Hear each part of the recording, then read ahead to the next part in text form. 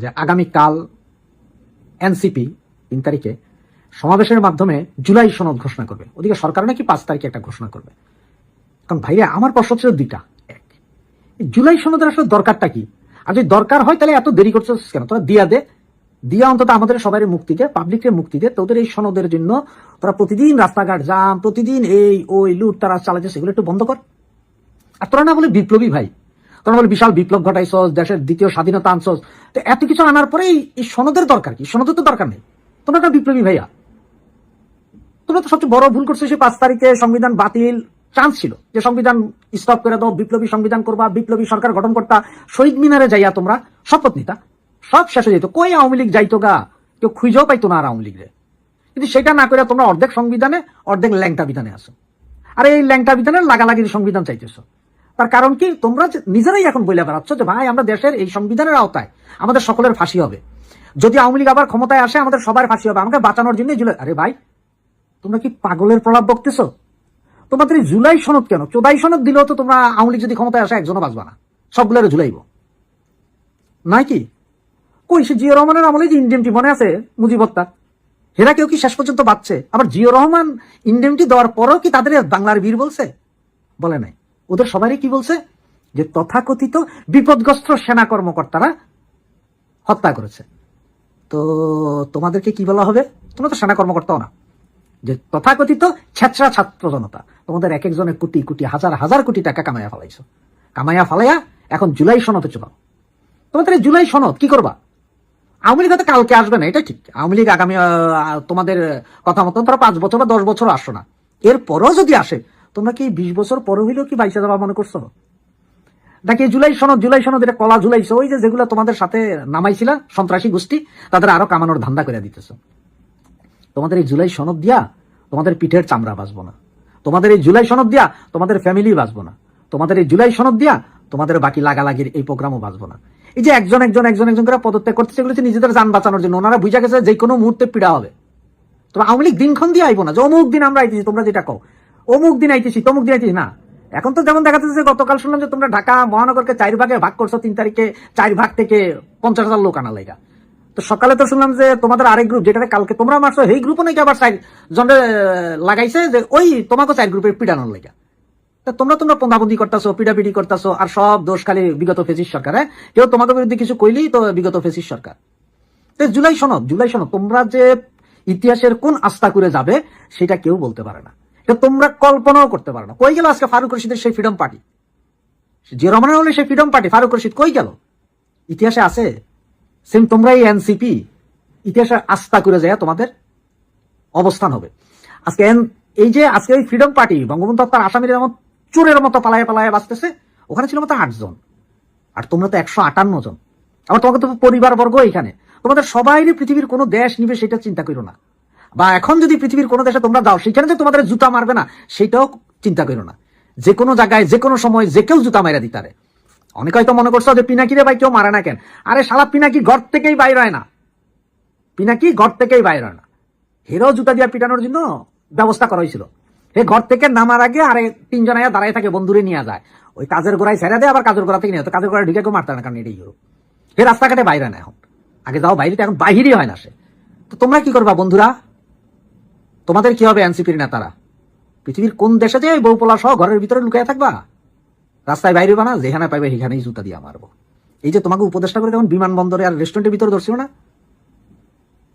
Same ওইভাবে ধরবো, ওইভাবেই পিটাইবো, কল্পনাও করতে পারবা। সুতরাং তোমাকে জুলাই চোদন বাদ দাও, বুঝছো?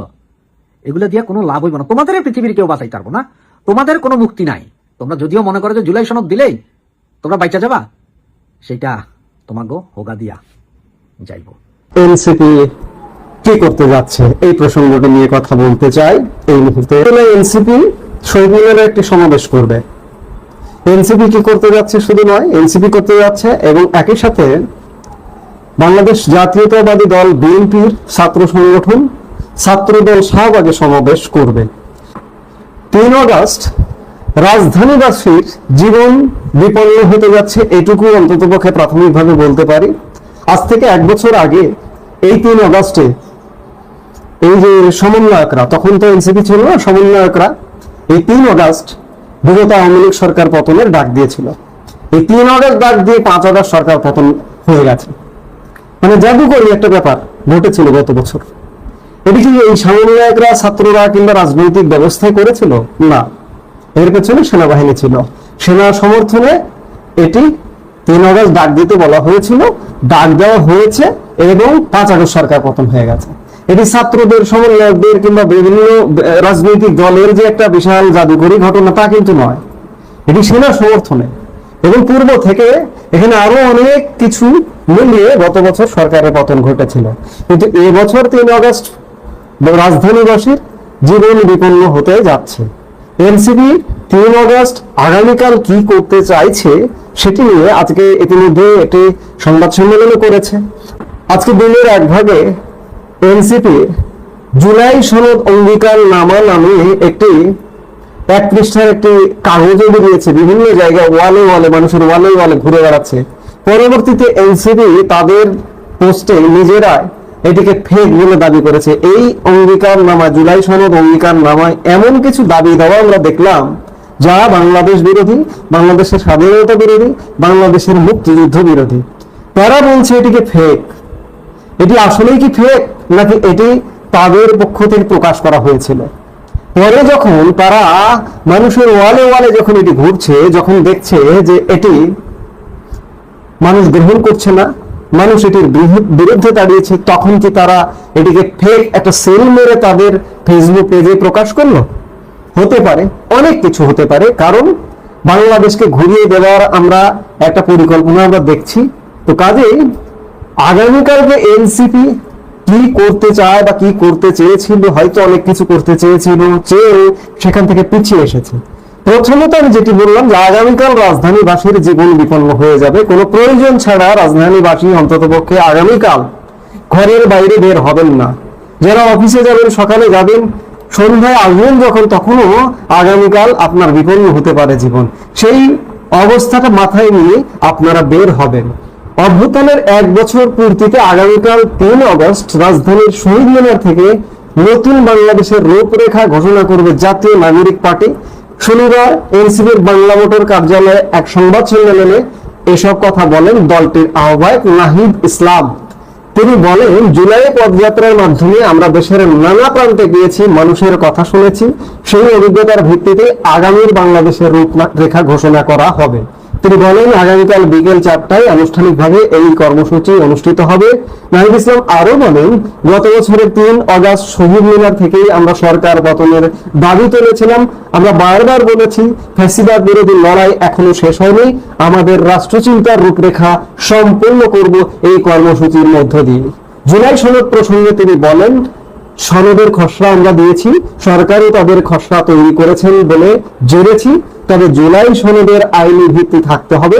আমরা চাই 5 আগস্টের মধ্যেই সরকার জুলাই সনদ ঘোষণা করুক।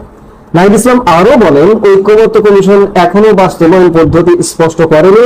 আমরা সংস্কারের ভবিষ্যৎ পরবর্তী সংসদের হাতে ছেড়ে দেব না। এই সরকারের সময় থেকেই কার্যকর করতে হবে। চাকরি ও তরুণদের প্রত্যাশা প্রসঙ্গে তিনি বলেন, জুলাই অভ্যুত্থানের তরুণদের যে আকাঙ্ক্ষা ছিল তা সরকার বাস্তবায়ন করতে ব্যর্থ হয়েছে।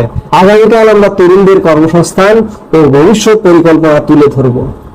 যাই হোক, সংবাদ সম্মেলন করে এনসিপির আহ্বায়ক বলেছেন অনেক কিছু, চাকরি বাকরি থেকে শুরু করে, ভবিষ্যৎ কর্ম পরিকল্পনা থেকে শুরু করে, জুলাই সনদ থেকে শুরু করে। এক কথাই যদি বলি, আগামীকালও কিচ্ছু হবে না। খাঁটি বাংলায় বলি যে কিচ্ছু হবে না। বহুত দেখেছি, কিছু হওয়ার একটা ন্যূনতম আলামত তো লাগে, আলামত থাকতে হয়। সেই আলামতের কিচ্ছু নেই। এনসিপির গ্রহণযোগ্যতা নাই, একদম জিরো হয়ে গেছে। এনসিপি যদি নির্বাচন করে, বাংলাদেশে যদি একটা নির্বাচন করে, একটা free, fair and credible election যদি করে, বাংলাদেশের কোথাও একটি আসনও পাবে না। এনসিপির অবস্থানটা এমন। সেই এনসিপি 3 আগস্ট নতুন বাংলাদেশের রূপরেখা দেবে। সেই এনসিপি বলেছিল যে সরকার যদি না দেয়, তারাই 3 আগস্ট জুলাই সনদ ঘোষণা করবে। এখন আবার বলছে যে সরকার ঐকমত্য কমিশন 5 আগস্টের মধ্যে করবে এবং এটার আইনি ভিত্তি দিতে হবে, ইত্যাদি ইত্যাদি বিভিন্ন কথা। সবকিছু থেমে গেছে। আর কিছু যে হচ্ছে না, জুলাই সনদ হচ্ছে না, নতুন বাংলাদেশের রূপরেখা হচ্ছে না, এরা এখন হালে পানি পাচ্ছে না। 3 অগস্ট কিচ্ছু হবে না, বারবার বলছি যে কিচ্ছু হবে না। আগামীকাল বাংলাদেশের, বিশেষ করে রাজধানী ঢাকা মানুষের জনজীবন বিপর্যস্ত হওয়ার একটি দিন, এটি বড় কথা। আগামী কিচ্ছু হবে না, 3 অগস্টও কিছু হবে না, 5 অগস্টও কিচ্ছু হবে না, 8 অগস্টও কিছু হবে না, কিচ্ছু হবে না। আমি বারবার বলছি কিচ্ছু হবে না, কিছু হতে হবে। দেশ অচল হয়ে যাচ্ছে, দেশের সব শ্রেণীর মানুষ, সব শ্রেণী পেশার মানুষের ভাবতে হবে যে দেশ অচল হয়ে গেছে, দেশ এক হায়নার কবলে পড়ে গেছে, এই হায়নার কবল থেকে বাঁচাতে হবে। বর্তমানে রাজনৈতিক দলগুলো ইউনূস সরকারের পক্ষে, বারবার প্রত্যেকটা বৈঠকে ইউনূস সরকার যখনই ডাকে সবাই বলে আসে যে আপনার সাথে আছি। এমন একটা ব্যর্থ সরকারের সাথে থাকে কিভাবে? ইউনূস সরকার ডেকে বলে যে আওয়ামী লীগ আসছে, আপনারা যে লাফালাফি দাফাদাফি করছেন, আওয়ামী লীগ আসছে, আমাদের কাছে খবর আছে, গোয়েন্দা তথ্য আছে, কাজে আপনারা এক থাকেন, মারামারি করেন না। আর সব এক হয়ে যায়, বিএনপির মতো একটা বড় দল এক হয়ে যায়, কাজে কিচ্ছু হবে না। আওয়ামী লীগ কবে ফিরবে না ফিরবে তার কোনো নাম নিশানায় নেই, কোনো ঠিক ঠিকানায় নেই। কিন্তু ভাই, মুক্তিকামী স্বাধীনতাকামী মানুষ, রাজনীতি যদি নাও হয়, একটা সামাজিক প্ল্যাটফর্ম হলেও বাংলাদেশকে বাঁচাতে হলেও সকল মানুষকে এগিয়ে আসতে হবে, সকল বিবেকবান মানুষকে এগিয়ে আসতে হবে, মুখ খুলতে হবে, কথা বলতে হবে। না হলে হায়নারা যেভাবে দখল করে আছে, এমন একটা অচল অবস্থা, এই অচল অবস্থার মধ্যে নির্লজ্জ ভাবে দখল করে আছে। কবে নির্বাচন দেবে, কবে কি হবে, কোনো কিছু ঠিক নেই। ওরা ভাবছে যে যেহেতু কেউ কথা বলছে না, কোনো জায়গা থেকে কোনো সাউন্ড উঠছে না, কোনো প্রতিবাদ হচ্ছে না, আওয়ামী লীগ তো চলে গেছে, আওয়ামী লীগ সহজে আসতে পারবে না। বর্তমান রাজনৈতিক দলগুলোকে শুধুমাত্র আওয়ামী লীগ এর ভয় দেখিয়ে ব্যস্ত রাখা যাবে। আওয়ামী লীগ আসলো না, এই রাজনৈতিক দলগুলো ব্যস্ত থাকলো, কিন্তু বাংলাদেশ কি এইভাবে ধীরে ধীরে গর্তে নেমে যাবে? নাগরিক সমাজের কণ্ঠ উচ্চ তুলতে হবে, নইলে বাংলাদেশ বাঁচানো যাবে না।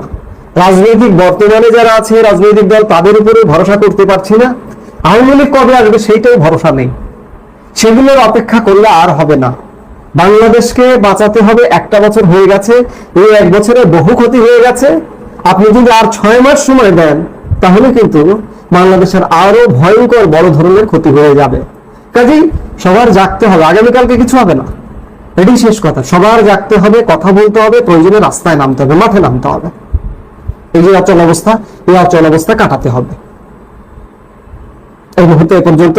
সবাই ভালো থাকুন, সুস্থ থাকুন। দর্শক, সম্পূর্ণ ভিডিওটি দেখলেন, আশা করি বিষয়টি বুঝতে পেরেছেন। এ নিয়ে আপনার গুরুত্বপূর্ণ মন্তব্যটি অবশ্যই কমেন্ট বক্সে জানিয়ে দিবেন। ধন্যবাদ।